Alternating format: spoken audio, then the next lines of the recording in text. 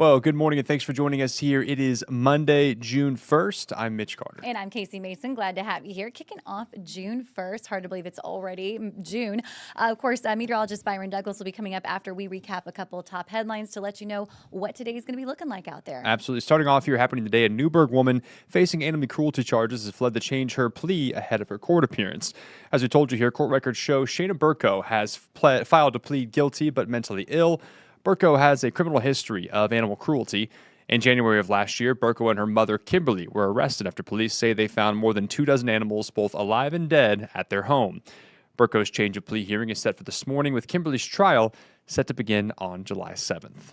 Meanwhile, developing this morning, the Evansville, Vanderburgh County EMA says there is a water main break near Stringtown Elementary School there over on West Mill Road. Just want to let you guys know about this here. In fact, in this video, you can actually see that the road there's kind of starting to buckle, creating a traffic hazard. We know that multiple agencies responded and some barricades were put up, but the EMA says that drivers there should just go ahead and try to avoid that area if you can today. And looking ahead now, Central St. Vincent teaming up with the American Red Cross Southwest to host a community blood drive. It's all happening this Thursday over at the Manor Auditorium. Officials say these summer months represent one of the most challenging times of year for the national blood supply. According to the American Red Cross, blood donations can drop as much as 30% during the summer season. Officials say everyone who donates will be entered into a drawing to win 4 Six Flags tickets. All right, one more headline for you here. The Evansville Vanderburgh Public Library kicked off its summer reading program over the weekend. In fact, organizers say that they're offering games, crafts, snacks, and music to community members all summer long. Well, this year's theme does tie into America's 250th birthday with more than 600 programs, all focused on U.S. history across the 8 EVPL locations. Lots of options there. Readers of all ages, they can participate. And hey, get this, you don't even need a library card to sign up. In fact, once you register, you're going to get a reading log to then track your books and earn prizes along the way. No matter who you are or what age you are, it's a really good time to open up a book and find time to read, whether it's at the beach, out in your backyard, in a park. We just want everyone to read. And kickoff is the first day that we start. I just love seeing the people come in and just see them get excited and get their logbook and hold it into their hands and challenge themselves to read books this summer. All right, the summer reading celebration is going to run through July 31st. You can register at any EVPL location, or you can go online at evpl.org. There you go. Right now, 8:33, coming up at 8:34 here on your Monday, June 1st. Like Casey said at the start of this here, stick around. Byron Douglas up next with what to look at for your Monday forecast and the rest of your work week just ahead. All right, thanks for joining us. See you guys. Stay informed on your local news and weather throughout the day by watching the 14 First Alert streaming shows. At 8:30 a.m., get your First Alert forecast to plan the day ahead and catch up on the news that happened overnight with the 14 News Sunrise team. In the afternoon, get the latest headlines, forecasts, and a preview of the stories we're working on with the 14 First Alert streaming show at 2:30. And get an in-depth look at the 14 First Alert forecast so you're ready for the next big thing with the 14 First Alert weather show at 9 p.m. Watch the 14 First Alert streaming show that fits your schedule and works best for you. Streaming on your phone by downloading the 14 News app and the 14 First Alert weather app. On your smart TV by using the 14 News streaming app. And stream anytime on Facebook, YouTube, or on 14news.com. Stay connected and stay informed by watching the 14 First Alert streaming shows on your favorite streaming devices.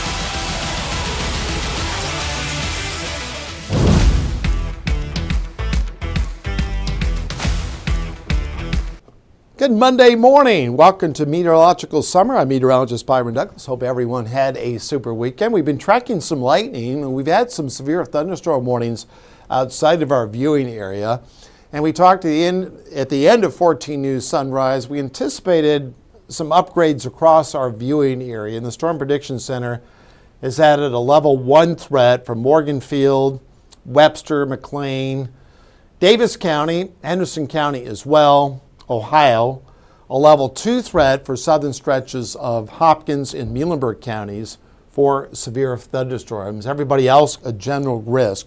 And the warnings generally have been to the west of Interstate 57. We have one warning approaching our viewing area. We'll check that in a moment. And here's just a wider view, and then they're back out in Kansas. But Kansas is having one of their driest wheat crops ever. But they've gotten caught up in the rainfall department over the weekend. So we don't have a tornado threat across the viewing area. So I'm seeing this. We're going through this one together because this just updated. And a wind threat generally along the Ohio River into western Kentucky points south. Less of a factor north of Interstate 64. And then that flooding threat, nothing's changed from the Weather Prediction Center on that. There's the flood risk map. Does include a few of our counties across western Kentucky. I'll take this full. Wanted to say good morning to Steve Manley, 14 alum. He's watching down from Nashville, Tennessee. He works at one of the affiliates down there in Nashville. Does a great job. Laura, good morning to you. Jeff Miller, 1/10 of an inch of rain in Savannah. Appreciate those rain reports. Elizabeth, April, welcome to June on this. And all the warnings have been to our south and west. In fact, far western Kentucky, there are some flash flood warnings, and there are no yellow polygons across the area to indicate anything in the way of severe thunderstorms or flood warnings across the area. What I like to do, we'll do a little nowcasting, and as I do that, I'm going to just step off. Gentlemen, generators on in Kentucky, Henderson County, please.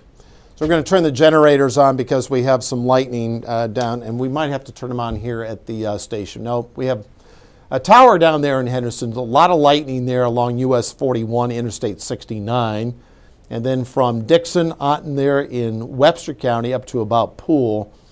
A pretty good storm there in northern stretches there of Webster County. And then we have quite a bit of lightning back through Marion, Harrisburg, Princeton on the Kentucky side back through Paducah. And it looks like they did drop the severe thunderstorm warning west of the viewing area. Now, Evansville primarily seeing some rain. The lightning has eased, but across the Twin Bridges points to the south, Henderson, Spotsville, and Thawston, Niagara, some lightning there. And the strongest storm we have on the board, I'm going to take this full so I can get out of the way for a moment, would be down through Seabury and Slaughters there. Those areas there in red could dump quite a bit of rain. You can get a quarter up to a half inch of rain pretty quickly. Another little storm there in Spotsville, and then we push it to the south. So Dawson Springs and Madisonville, those locations seeing a storm there in progress. Now, if we catch any warnings, I think they'd be a severe thunderstorm warning. That's been the warning of choice from the National Weather Service in Paducah. So we'll keep an eye on Hopkins, Muhlenberg, Webster, and perhaps even areas there in Union County. And then points to our south. Livingston already had a warning earlier up through Pope and Hardin County, southern Livingston County. And within that, I didn't remove the rain to show any wind concerns, but some lightning east there of Madisonville, and then Seabury, and then from Dixon along 132 down through Clay. Those areas there in yellow seeing the heavier rates of rainfall. So just doing a little nowcasting here. And once I get off the stream, we'll do a little more nowcasting. I'll get a new push alert out on that 14 First Alert weather app. So if you had to work, you have to be at work by 9. Say if you're in Dixon, Seabury, or you're commuting somewhere, those roads could flood pretty quickly. Now, if you're in Gibson, Pike, Du Bois, you haven't seen much of anything, and the rainfall has some steady rain through Posey County, Carmi, up through portions towards Albion and Mill Shoals. You guys are just seeing primarily just rain. So just doing a 3-stop tour across, or a 3-state tour across our Doppler radar. All right, here we go. We'll take this full again. Showers, few storms. This afternoon after 4, 5, 6 o'clock, later this afternoon, early this evening, we're going to work off the clouds. Got sectional baseball tonight. I think they'll get most of those games in. And then for tomorrow, it's going to be tough to find outside of those. We have enough heat during this time of the year. We'll see some fair weather cumulus clouds. So as we go forward, this takes us to 10:30. We're primarily seeing some rain. I'm using the in-house graph model, which has worked great, covering this morning convection. At lunchtime, a spotty shower. We'll keep an eye on the thunderstorm threat, especially across western Kentucky. And then for tonight, another round of showers, a few isolated storms possible during that time frame. And then for Tuesday, generally will be breezy. This takes us at 9:30, and those winds should pick up during the afternoon. See the arrows increasing a bit. So a breezy day with generally full sunshine. The last couple of weeks in May were fairly cloudy, even though we had a decent Saturday. So we're going to have fairly bright skies as we go through the work week. Our major cloud decks will be in here this morning. And let's go into Friday. Some spotty showers and storms, and then into Saturday. Kind of an unsettled pattern over the weekend. Right now, the best chance for showers and storms would be on Sunday as a front works on through, so we'll have to keep an eye on that. And that takes us into Monday of next week. So I'm going to grab the 7-day here full. We might add some alert time across western Kentucky, but we're seeing some showers and storms right now. Hillary, good morning to you. Nancy, Liz, hope you're having a great day. All right, we have some folks on. So what I like to do here, I'm going to remove a few maps and go back to Doppler radar. All right, and we're just going to go back. I'm just going to bring you up to date here on Doppler radar. So I got the maps re-scrubbing here, and this will come back up on our screen. No warnings, flash flood warnings down through far western Kentucky. And there's a look here at Doppler radar. We have some showers. You can move the radar around just a bit. I'll do that right now. So you have some showers down through Evansville, down through Henderson in these locations. I kind of just panning the radar around just a bit. I want to show you where the heaviest bands of showers are. Henderson, Otten, you get down through Seabury and then into Dixon and then into Madisonville. But look at all this lightning. Of course, as we move into June, this kicks off meteorological summer. This is the prime here of our lightning season. So I'm just taking the radar and just moving it around just a bit. Carmi, Crossville, Grayville, up towards Albion, you have some showers there. A little lightning strike just north of the airport there in Fairfield. Then as you get up just to the west there of the village of Jeff, south of Sisney. We were up there last week, so you guys are just seeing some rain. Areas there in yellow, the heaviest bands of showers.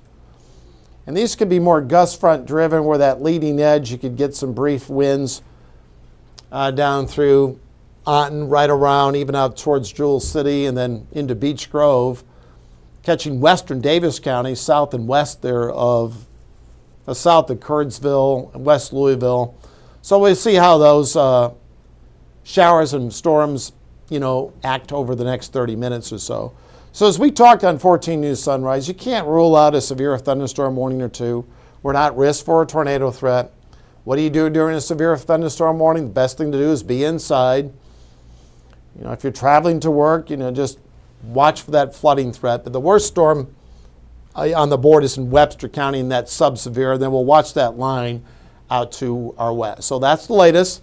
If we have any warnings, we'll be back on the TV side covering those. And then I'm going to get another push alert here once we get caught up. So that's the latest. I'll take the Doppler full one more time. I'll leave this up for a few minutes. In fact, I'm going to get this up here to the home position. Let me do that right now. And that basically includes our viewing area. Then you can see that. And we'll just let that marinate for a few seconds. Hope everyone has a super weekend. And we still got sectional baseball. Got a lot going on our ball fields out there. But we're still about 7 inches below normal for the year. So we're seeing some efficient rain. And out of the surveys, if you wanted to pick a rainy day, most folks pick a Monday. So there you go. Trying to put the positive spin on everything. We'll talk to you soon. We're at 8:44. Have a great day.